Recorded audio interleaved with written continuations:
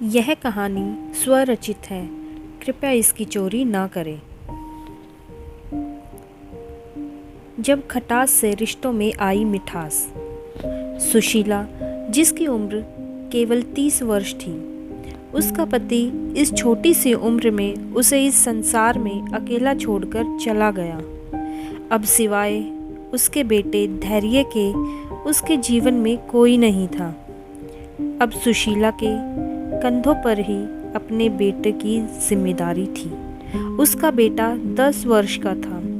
सुशीला अनपढ़ थी। उसे कुछ भी समझ नहीं आ रहा था कि वह अपने बच्चे को कैसे पाले। सुशीला ने घरों में काम करके पैसे कमाने शुरू किए। अब उनका काम अच्छे से चलने लगा था। धीरे धीरे उसका बेटा धैर्य बड़ा हो रहा था और उसे अपनी अच्छी पढ़ाई की ज़रूरत थी, जो कि गांव में मिलना मुमकिन नहीं था। तो उसने अपने बच्चे को शहर भेजने की सोची। जैसे तैसे पैसों का जुगाड़ करके उसने अपने बच्चे को बाहर पढ़ने के लिए भेज दिया। धैर्य पढ़ाई में होशियार तो था ही, तो वह भी अपनी माँ की उम्मीदों पर खरा उतरने लगा। धीरे धीरे अब वह कॉलेज में आ गया और कॉलेज में ही उसे सिया नाम की लड़की से प्यार हो गया। धैर्य और सिया अभी इंडिपेंडेंट नहीं थे, इसलिए उन्होंने पहले कुछ बनने की सोची, उसके बाद ही शादी करने का फैसला किया।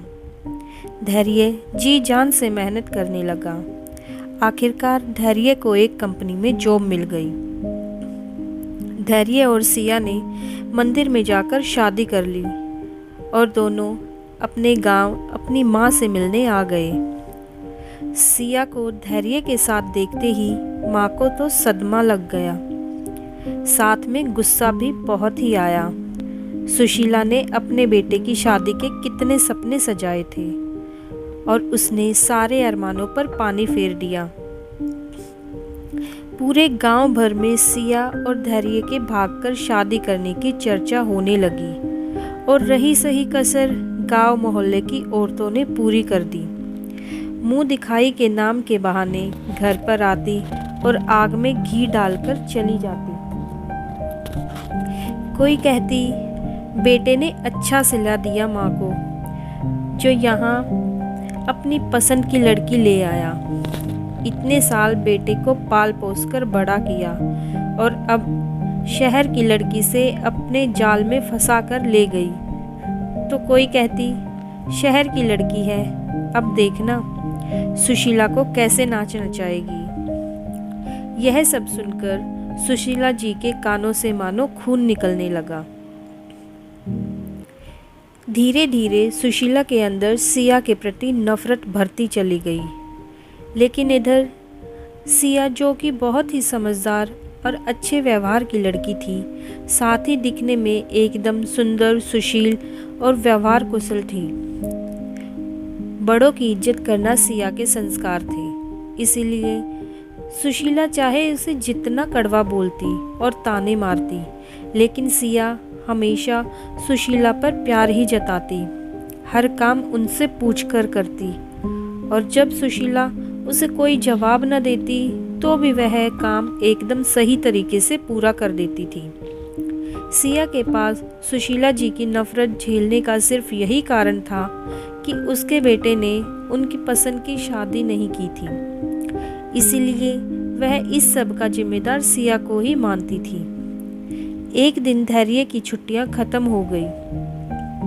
अब धैर्य को वापस शहर जाना था, लेकिन उसके लिए चिंता की बात यह थी कि यदि वह सिया को साथ लेकर जाए तो माँ यहाँ अकेली रह जाएगी, और अगर सिया को माँ के पास छोड़कर जाए तो माँ उसे फूटी आंख देखकर राजी नहीं थी। आखिर करे तो क्या करे। धैर्य इसी दुविधा में उलझा हुआ था, क्योंकि सुशीला जी उसके साथ शहर जाना नहीं चाहती थी। तब धैर्य को दुविधा में देखकर सिया उसके पास आकर उसके हाथ पर हाथ रखते हुए बोली, आप चिंता मत कीजिए, आप बेफिक्र होकर अपने काम पर ध्यान लगाइए। यहाँ मैं हूँ माँ की देखभाल के लिए, मैं उन्हें अच्छे से संभाल लूँगी। आपको मुझ पर विश्वास है ना? तभी धैर्य बोला, पर माँ तो तुमसे नाराज़ है, वह तो तुमसे बात ही नहीं करती। मेरे पीछे से जाने माँ तुम्हारे साथ कैसा व्यवहार करेंगी। सिया, तुम समझ नहीं रही हो, अब तुम भी मेरी ही जिम्मेदारी हो और तुम्हारा ध्यान रखना मेरा फ़र्ज़ है। आखिर मेरे सिवा अब तुम्हारा है ही कौन? मैं तुम्हें इस हाल में छोड़कर नहीं जा सकता। तब सिया बोली, तो क्या हुआ? वो मेरी भी तो माँ है और माँ को तो नाराज़ होने का पूरा हक है। आखिर हमने उनके अरमानों पर पानी फेरकर खुद से ही शादी जो कर ली। आप बेफिक्र होकर जाइए, एक ना एक दिन माँ का गुस्सा शांत हो जाएगा। धैर्य सिया की बातें सुनकर खुश हो गया। अब उसने सिया को गले से लगाते हुए कहा, मैं बहुत लकी हूँ जो तुम मुझे मिली सिया। सिया ने भी आंखों में आंसू भरते हुए कहा, अच्छा अच्छा ठीक है, अब मुझे मस्का लगाना बंद कीजिए पतिदेव, और जाइए जल्दी से जाने की तैयारी शुरू कीजिए। अगले दिन धैर्य गांव की चिंता छोड़ बेफिक्र होकर शहर वापस जाता है। इधर सिया सुशीला जी को मनाने की पूरी कोशिश करती है और हमेशा उनके आगे पीछे घूमती रहती है ताकि उन्हें कभी भी अकेला फील ना हो। लेकिन सुशीला जी का गुस्सा हमेशा नाक पर बैठा रहता है। धीरे धीरे सिया ने घर को अच्छे से संभाल लिया। घर में इधर उधर बिखरे सामान को सलीके से सजा दिया। घर के बाहर आंगन में उसने पेड़ पौधे लगाए और कुछ सब्जियां भी उगा दी। धीरे धीरे आस पड़ोस की औरतों ने सिया को लेकर चर्चा होने लगी कि बहू तो लक्ष्मी आई है, लेकिन सुशीला सिया को अपनी बहू का दर्जा देने को कतई राजी नहीं थी। फिर एक दिन सिया ने थाली में दाल चावल 2 तरह की सब्जी और अचार परोसा और सुशीला जी के पास खाने को लेकर चली गई। लेकिन सुशीला जी ने अपनी अकड़ की वजह से खाने से मना कर दिया। अब सिया उनके कदमों में बैठकर मान मनुहार करने लगी, लेकिन सुशीला जी ने उसकी तरफ देखा तक नहीं। आखिर में सिया वहीं खाना रखकर चली गई। उसके जाते ही जब सुशीला ने थाली की ओर देखा तो उससे रहा नहीं गया और तुरंत थाली को चट कर दिया। सिया यह सब पर्दे के पीछे छुपकर देख रही थी। यह सब देखते ही उसके चेहरे पर एक प्यारी सी मुस्कान आ गई। धैर्य वहाँ से जो भी पैसे भेजता वो सब लाकर सिया सुशीला जी के हाथ में रख देती थी। सुशीला जी सिया से ऐसे पैसे बचाती जैसे कि किसी चोर से बचा रही हो। अब सिया वहाँ पर बच्चों को ट्यूशन पढ़ाकर अपने घर का खर्चा निकालने लगी, लेकिन सुशीला जी कभी उसके घर के काम में हाथ तक ना बटाती थी, साथ ही उसे ताने देती रहती थी। आ गई कलमुही अपने माँ बाप के चेहरे पर कालिक पोत कर, और अब यहाँ हमारे पीछे लगी हुई है। जाकर कहीं मर क्यों नहीं जाती।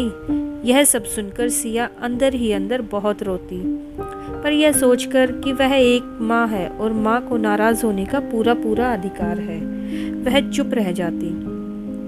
इसी बीच धैर्य छुट्टियों में अपने घर आया और उसने सिया से माँ के व्यवहार के बारे में पूछा तो सिया ने सब कुछ ठीक है कहकर टाल दिया। पर सिया कितना भी झूठ बोलती, धैर्य से सच्चाई छिपी ना थी। लेकिन धैर्य अंदर ही अंदर सिया को अपनी जिंदगी में पत्नी के रूप में पाकर खुद को धन्य समझने लगा था। धैर्य अब वापस शहर जा चुका था। एक दिन सिया जैसे ही सुबह सोकर उठी तो उसे चक्कर आने लगे, उसका जी मचलाया और उल्टियाँ होने लगी। वह जैसे ही सुशीला जी के पास जाकर बोली, माँ जी मुझे डॉक्टर के पास ले जाइए, मेरी तबीयत ठीक नहीं है, तो सुशीला जी उस पर चिल्लाते हुए बोली, पैसे क्या पेड़ों पर लगे हैं जो तुम्हें डॉक्टर के पास ले जाऊं? सिया ने कहा, माँ जी, धैर्य जो पैसे भेजते हैं उनमें से कुछ पैसे मुझे दे दीजिए। सुशीला जी यह सुनते ही लावा की तरह फट पड़ी और बोली, मुझे तो पहले से ही पता था तू मेरे बेटे की कमाई पर नज़र गड़ाए बैठी है। मेरे पास कोई पैसे वैसे नहीं है, चली जा मेरी आंखों के सामने से। सुशीला जी की बातें सुनकर सिया रोती हुई अपने कमरे में चली गई। आज उसे भूख भी नहीं लग रही थी। खाने को देखते ही उसे उबकाई आ रही थी, लेकिन खट्टा खाने का उसका बहुत मन कर रहा था। वह अपने घर के बगीचे में गई। वहाँ पेड़ पर बहुत से नींबू लटके हुए थे। उसने उनमें से कुछ नींबू तोड़े और उन्हें खाने लगी। नींबू खाने के बाद उसे कुछ तृप्ति महसूस हुई, लेकिन अब यह रोज का होने लगा था। रोज सवेरे सिया जैसे ही उठती उसकी तबीयत खराब रहती और खाने का कुछ भी मन नहीं करता था सिवाय खट्टी चीज़ों के। एक दिन वह बगीचे में काम कर रही थी, तभी उसने देखा कि पड़ोस का 17-18 साल का लड़का अंकित कच्चा आम खा रहा है। वह उसे कच्चा आम खाते हुए देखे जा रही थी, जैसे कोई बच्चा कुछ चीज़ पाने की चाह में उसे एकटक देखता हो। अंकित समझ गया कि उन्हें क्या चाहिए।